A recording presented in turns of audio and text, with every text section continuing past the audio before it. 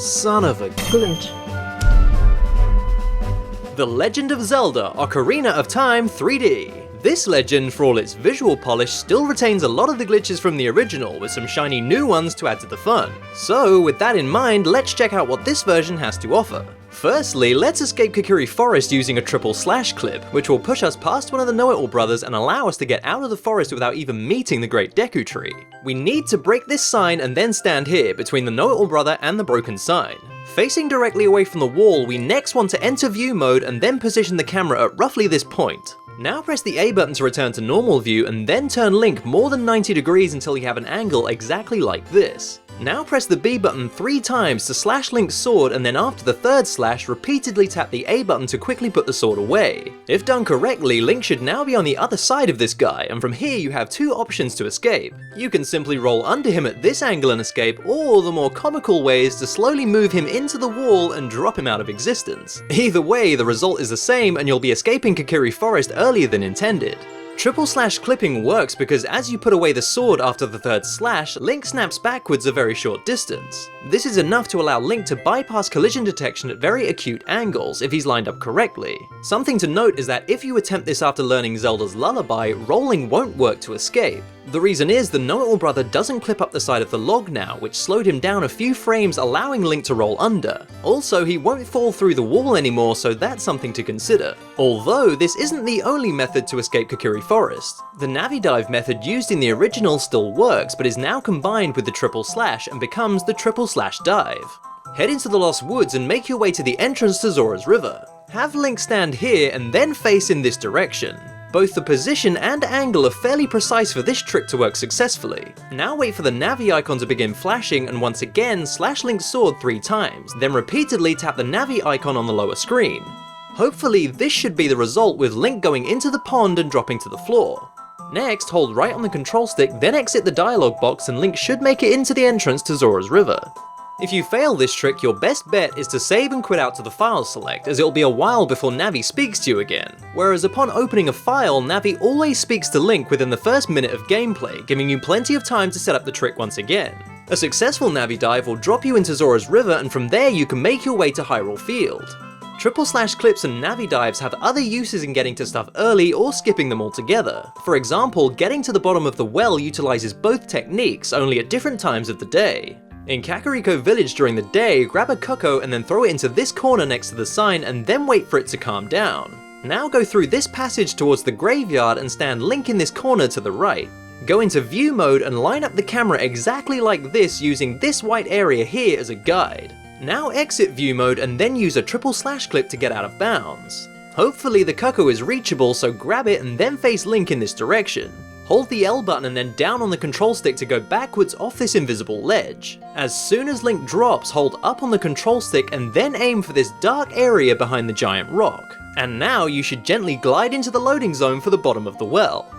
In Kakariko Village at night, for some reason the giant rock that blocks the entrance is no longer there, which is convenient as now we can Navi dive to reach the bottom of the well. Place Link to the right side of this wooden post while standing on the well. Again, positioning is the key to getting this to work. Perform a triple slash and then repeatedly tap the Navi icon on the lower screen and Link will Navi dive.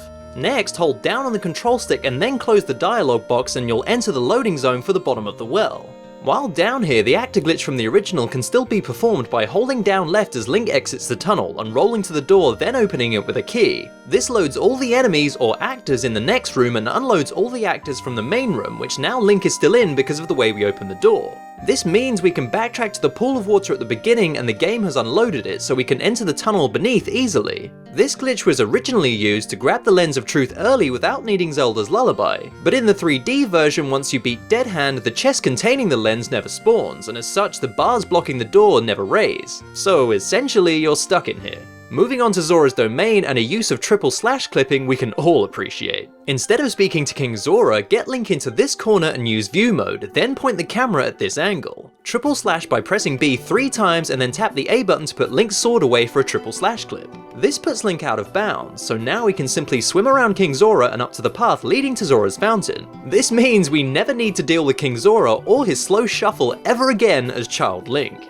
In Zora's fountain, we can enter Jabu Jabu without a fish using a Deku stick. Stand at this spot next to Jabu facing slightly to the left like so, and then hold down the L button. Take out a Deku stick and then side hop left, and whilst in the air, press whichever button the Deku stick is assigned to, and the strike should recoil Link into the load zone for inside Jabu. Funnily enough, this isn't the only strange thing about this load zone. As adult Link, even when Jabu isn't there, by simply going along the edge of this ice block, you can trigger the load zone for inside Jabu. So now you've got adult Link in a child Link dungeon. Nice. While inside Jabu and once you have the boomerang, there's really no need to hang with Princess Ruto anymore. Heading back to the second room of the dungeon, we can do what's called a Megaflip to reach a button that we wouldn't usually be able to until much later. A regular backflip only carries Link a short distance, but a Megaflip using a bomb will do 5 or 6 times that distance. A Megaflip is performed by pulling out a bomb and holding the L and R buttons to target and shield. Now move backwards so you don't grab the bomb and then roll towards the bomb as it's about to explode. Then hold down on the control stick and tap A to backflip when the bomb explodes. And this is the Megaflip, which can be used to get over to this button inside Jabu. You'll need to perform the Megaflip from this moving platform, and so timing is important to get the right height. As the platform moves upwards and when the minimap changes, that's when you need to pull out the bomb and get in position, and the Megaflip will take you over to the button. Here's where we would need Princess Ruto to keep the button held down. But if we backflip onto the button and pull out Zelda's letter at the right time, we can trick the game into keeping the button held down like so. Now into the door and carry on with the dungeon as normal. Before we leave Zora's domain, here's one random wall clip you can do with adult Link. For some reason, Link can jump slash through this wall and go out of bounds. Using the iron boots, you're able to swim about below Zora's domain. It's sadly completely useless, but it's the easiest out of bounds in the game. Okay, let's move on to something really cool. This is a hyperextended super slide, otherwise known as a HESS. By rolling into a bomb and shielding the explosion with very slight movement on the control stick, it's possible to keep the speed of the recoil and carry it backwards into a super slide. Firstly, pull out a bomb and then shield drop it, and move slightly down and right away from the bomb a reasonable distance. Next, you want to hold the L button and move towards the bomb by pushing the control stick so Link is just barely moving towards the bomb. Now, roll just as the bomb explodes, letting go of the L button, and then quickly press L and R together to target and shield. If done correctly, Link will now slide backwards at speed, which not only looks cool, but is extremely useful for covering huge distances quickly. The very slight movement towards the bomb is called the ESS position, and you need to maintain that position on the control stick throughout the entire super slide. Moving the control stick too much during a slide will end it, so hold that ESS position the whole time. To change angle during the slide, quickly target and retarget using the L button. Timing is very important in getting a HESS, so make sure you roll as the bomb explodes, then quickly target and shield. A hyperextended super slide is the fastest method of movement in the game, but can be very tricky to pull off without practice. A different version of this glitch is a forward extended super slide, or FESS, and is much easier to achieve. Move the control stick enough that you get ESS, which results in Link spinning on the spot like this. Hold that position and then pull out a bomb, and as the bomb explodes, press the L button to target. Hopefully, with proper timing, Link will begin sliding forward at speed. A FESS, though slower than a HESS, is still much faster than normal movement. So that's the hyperextended super slide and the forward extended super slide. And from speedy horizontal movement to an insane vertical jump. This is a hookshot jump, and as you can clearly tell, makes Link shoot way up into the air. For this glitch, you'll need either the hover or iron boots and the hookshot or longshot respectively. Stand in front of something you can hookshot and then equip the hover or iron boots. Next, hold the L button and then ready the hookshot and move the aiming sight upwards using the control stick. Let go of the control stick, and as the sight begins to move downwards, tap the button the boots are assigned to. If you timed the action correctly, Link should be fired up into the air. Letting go of the L button just as Link shoots up into the air gives you a free camera, so you're able to see where Link's going to land, as you have complete control over Link while in the air. It's okay to hold on to the L button, you'll just have a very restricted idea of where you reside spatially. The Hookshot Jump can be used to get to the Shadow Temple early once you have the Hookshot and Iron Boots by landing on the edge of Kakariko Graveyard and going around to the entrance. It can be used in a variety of places within the game to skip keys, entire sections of dungeons, or just to have fun with. It's a tricky glitch to get down, but with practice you'll get a feel for it. Also, the higher you aim, the higher you go. Another cool glitch you can do with the hookshot is called Hookshot Clipping. By strafing hard against a wall and using the L button to target, releasing L and then retargeting with L again, Link's arm will clip through walls, and if you aim downwards at something that you can hookshot, Link can further clip through the wall entirely using the hookshot's pull. This is useful on several occasions, such as the Gerudo training ground. If you stand hard up against the left wall, backflip, target with the L button, ready the hookshot and then turn around, aim downwards to hookshot a fence in the section with the chest and you'll clip through. This skips an entire sequence of doors and keys and gets you the ice arrows early. Another use of hookshot clipping is in the Shadow Temple. By strafing into this wall, aiming the hookshot, then target and retarget till Link's arm goes through, aim downwards slightly and you'll be able to hookshot this ladder which skips a lot of the Shadow Temple. Sometimes Link doesn't even need the hookshot to clip through things, he can do it all by himself using ledge clipping. Facing a wall, move slowly to an edge and on the first frame of grabbing animation press the L button to target and Link should clip through the ground, grabbing the ledge facing the wrong way. From there it's possible to press the A button to drop from the ledge and get out of bounds. A useful example of this glitch would be to skip the Fire Temple boss key. In this room with the Song of Time block, move slowly along this wall and press the L button as Link falls to grab the ledge, and once he's clipped through the floor, press the A button to drop. Now hold down left on the control stick and Link should hit the loading zone for the boss room, thus skipping the boss key. Another use of ledge clipping is in skipping King Zora as adult Link. Using this edge of the wall, move slowly left and when Link falls, quickly target with L and then immediately press the A button and Link should fall out of bounds. It's very easy to clip back in bounds, so target using L and then move right to stay out of bounds. Then, much like the Child Link King Zora skip, you can just move around out of bounds and then swim up to the path leading to Zora's fountain. This can be pretty precise, but with a good angle and timing, you will be able to get out of bounds. So, between Child and Adult Link, we really never have to deal with King Zora ever again.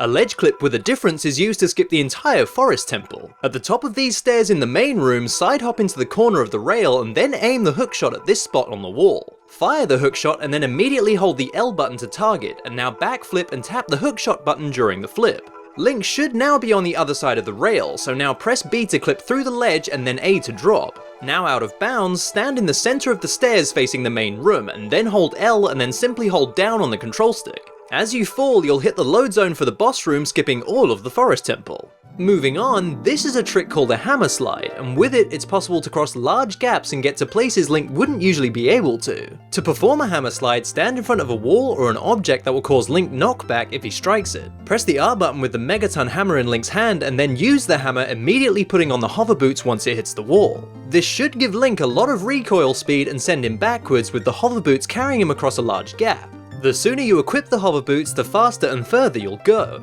Using a hammer slide, it's possible to enter the Great Deku Tree as adult Link. Get up to the top of this house in Kokiri Forest and then stand against this leaf stalk. Perform a hammer slide, equipping the boots really quickly, and Link should be able to get over to the twins' house. From here, using the hover boots, it's possible to make your way around the outside of Kokiri Forest, as the floor here is solid in places. You now need to make sure that the bottom of the Deku Tree's face doesn't load by at least making it this far without touching the ground leading up to the Great Deku Tree. Now go backwards towards the Deku Tree to hit the load zone, and yet again we have adult Link in a Child Link dungeon.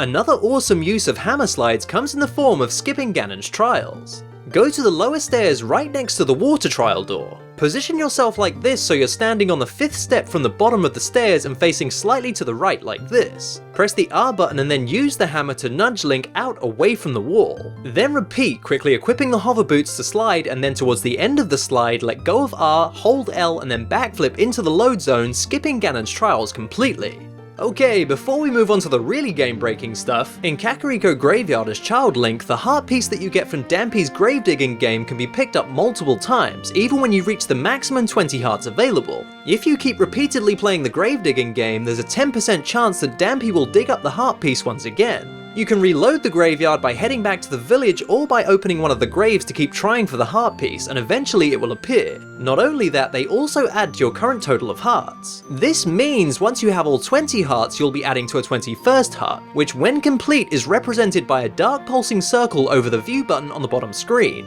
Carry on to a 22nd heart and this looks like a stone textured circle covering the previous dark circle. So essentially from this glitch you can get infinite heart pieces. How crazy is that? And now onto breaking the game, which all begins with a simple glitch called restricted items. In many areas of the game, certain items are restricted, such as bombs. But using this glitch, you can use almost any item you put on X or Y in a place it wouldn't usually be allowed. A restricted item will appear transparent and an item that you can use will appear normal. If you go into the item menu and switch those two items around, when you leave the item menu, there's one frame where the item can be used. You can time it or mash the button that the item you want to use is assigned to, but hopefully if you hit that one frame that it's active, the item will be used as normal. And this one glitch becomes the starting ground for the most game-breaking glitches in this version. Firstly, we'll use restricted items to steal the rod at the fishing pond. Once you have the fishing rod in Link's hands, use restricted items to place a bomb and then cast the fishing line. The explosion will damage Link, allowing him to move while the rod is cast, so head to the door of the fishing pond and leave.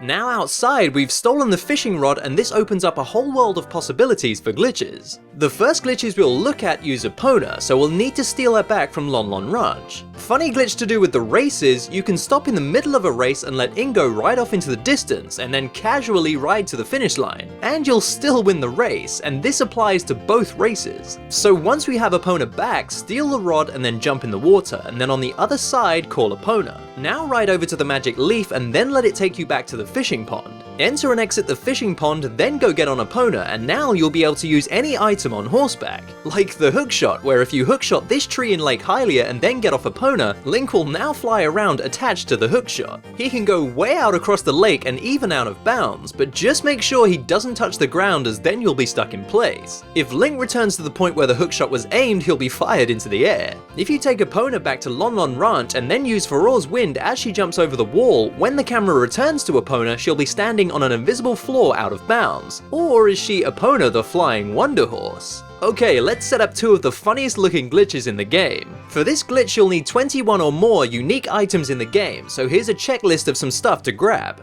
You'll also need to have completed the forest temple so you're able to switch between child and adult Link. And lastly, only have 1 or 2 masks traded, so here we go.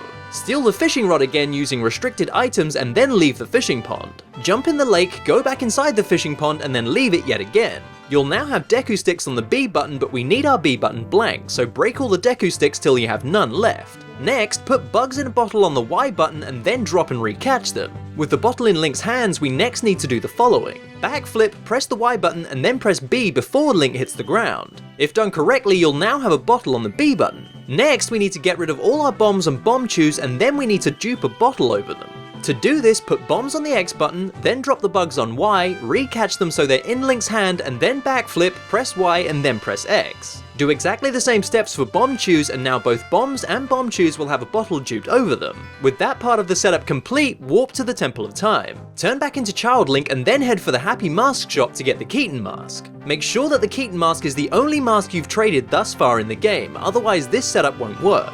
Next, put the bottle of bugs on Y and the Keaton mask on X. Drop and recatch the bugs so they're in Link's hand, then backflip and quickly press Y and then X to dupe over the Keaton mask with a bottle. Head back to the Temple of Time and put the duped Keaton mask bottle in the bottom right hand corner of the items menu so you'll be able to find it. Now switch back to Adult Link and put the duped Keaton mask bottle on 2 and then unequip everything except that bottle like so. Switch to Child Link and then go back to the Happy Mask shop to grab the Skull Mask. Go to the Lost Woods and then trade the Skull Mask with the Skull Kid, and upon doing so you should now hopefully have a big red X on 2, which means you have no mask. If so, warp back to the Temple of Time to become Adult Link once again.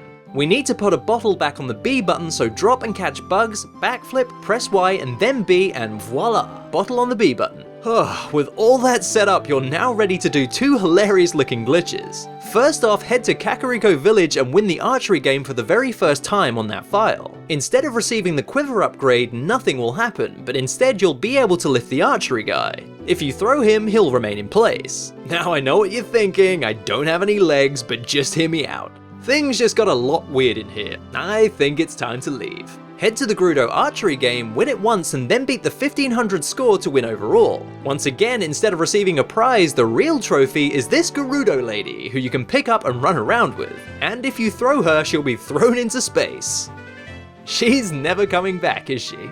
previously mentioned was the bottle on the B button, and once you have that situation, there's another interesting glitch that can be carried out. With the bottle on B, head back to the Temple of Time and make sure you have 17 arrows and put the bottle of bugs on 2 and then change back to Child Link. As Child Link, also put a bottle of bugs on 2 and then switch back once again to Adult Link. Now you should have the Megaton Hammer on the B button, simply because of the amount of arrows you had in your inventory, and using these steps you can get different items on B. Here's the number of arrows you need for certain items on B so you can try some out. But wait, there's more. What you want to do now is ride Epona or any other horse in the game, and while on horseback, saving is optional, but you have to quit the game. Now create a new file and load it up, and once the intro is over and you gain control of Link, head outside of his house, and once outside, press the B button and oh yeah, it's hammer time!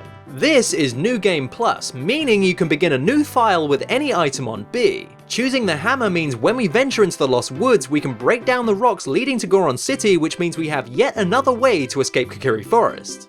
And now for the real uses of the restricted items glitch. Using the glitch, we're able to place Farore's Wind in places you're usually unable to. For instance, the twins' house in Kokiri Forest. Next, we want to put specific items on buttons, so we'll put bombs on 1, Deku Nuts on X, and Farore's Wind on Y. We also want to get Link's health down to half a heart or a quarter heart if you have double damage. Now we need to find one of the many grotto holes hidden around Hyrule, and this is where things get interesting. We need to place a bomb at the edge of the hole and then quickly get around to the opposite side. We then need to time a jump slash towards the hole so that the bomb kills Link and he falls through the floor under the map like this. During the fall, we don't need to save, but we do need to quit out of the game. This will result in Link dying in the Lake Hylia lab, and if we continue the game, Link will be alive and well inside the lab. You'll now notice the bottom screen is the menu background screen, and you won't have access to your items, but the ones you assigned earlier will still work, so go ahead and use Farore's Wind on the Y button to return to the warp point. Everything will now be in complete darkness, so use a Deku Nut on the X button and you'll realize we're actually inside the Sacred Realm cutscene, with the 3 goddesses floating in space. You can move around this area, but only when holding the L button, and if you venture out far enough, Link will fall off the edge of the world. And because there's no programmed death trigger here, you'll have to reset the game completely. The act of glitching out a grotto hole to end up somewhere else is called Death Hole Wrong Warping, and using it we can end up with some really cool effects. Use restricted items to place Farore's Wind in the market and then perform the Death Hole Wrong Warp again. Just like before, you'll end up in the Lake Hylia lab, so now use Farore's Wind to return to the warp point. Sure enough, you'll be back in the market, but now all the exit points lead to the wrong places. For instance, head into the shooting gallery and you'll end up outside the Temple of Time. And when you head inside, provided that you've never seen the intro cutscene for the Temple of Time in the file you're playing, Link will now be on the other side of the Door of Time. As you can see, no spiritual stones are in place, so this has essentially skipped the Door of Time. You can pull out the sword and the cutscene will play, but when it's over in your adult Link, when you try to leave, the Door of Time is still there. To leave the Temple of Time, save and quit, then reopen the file, and Link will be placed on the other side of the Door of Time and you can leave. That's Death Hole Wrong Warping, but there's also another form of wrong warping using the blue warps at the end of every dungeon. By standing at the edge of the blue warp, side hop away from it, then inch towards it about this much. Now here comes the hard part. You need to side hop back towards the blue warp, then bring up the items menu to do restricted items and use Farore's Wind at the very edge of the warp. Because of the one frame nature of restricted items, this is one of, if not the hardest glitches in the game. You'll want to press items on the bottom screen just before side hopping towards the blue warp, as there's a small amount of lag between pressing items and the menu appearing. Now swap out a usable item to Farore's Wind and then perform the restricted items glitch to cast it at the edge of the blue warp. You may want to practice restricted items so you can get it every time before attempting this. If you manage to cast Farore's Wind at the edge of the blue warp, it'll look like this. Now wait until the blue warp looks like this before selecting return to warp point, and you'll now be sent somewhere unexpected. For instance, use restricted items to cast Farore's Wind at the entrance to the Lost Woods from Kokiri Forest, and then beat Goma inside the Great Deku Tree. Now correctly perform a wrong warp using this blue warp and you'll be sent to a cutscene you'd usually see after receiving the silver gauntlets, only you don't have them yet, and so when you do grab them, you'll have to watch the cutscene again. But hey, you have the silver gauntlets now, and you can also learn the Requiem of Spirit while you're here, so that's pretty cool. Use restricted items to cast Farore's Wind at the gates in Kakariko, meaning you have to enter Kakariko Village from Death Mountain. Then go and beat King Dodongo in Dodongo's cavern and perform another wrong warp, and this will send you to the cutscene where you learn Nocturne of Shadow, only now you're Child Link, so Link's kind of obscured by a few dialogue boxes. But this does mean you can warp to the Shadow Temple early. As adult Link, place Farore's Wind in the Great Fairy's Fountain by the Desert Colossus and then go and beat the Fire Temple. Using this blue warp to wrong warp will send you to a messed up version of the Temple of Time. Link will now be placed on the wrong side of the floor upside down, so you'll see his feet clip through the floor or his whole body running along the ground at an odd angle.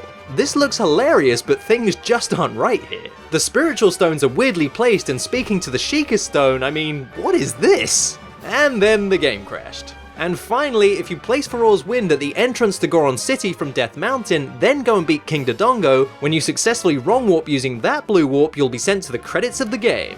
But they play out in a weird way, scenes go on a lot longer than they should, so eventually the music ends before the credits do. Wrong warping, while very difficult, is an amazing glitch to have fun with, it just requires some practice. It can only be successfully performed once per blue warp. After the cutscene is used, the game considers it a normal warp, but you will receive whichever stone or medallion was attached to that cutscene. But there you have it, some amazing and hilarious glitches for you guys to try out in Ocarina of Time 3D. And if you like this episode, hit that like button, share it with everyone you know and love, but most importantly, please subscribe if you want to see more from the series. Head over to the Facebook page for the show, I post updates and sneak peeks to upcoming episodes and keep you guys in the know about all things Son of a Glitch. Or you guys can follow me on Twitter and keep updated that way. Also, I stream on Twitch whilst making episodes, so you guys should check me out there too, you know, if you want to.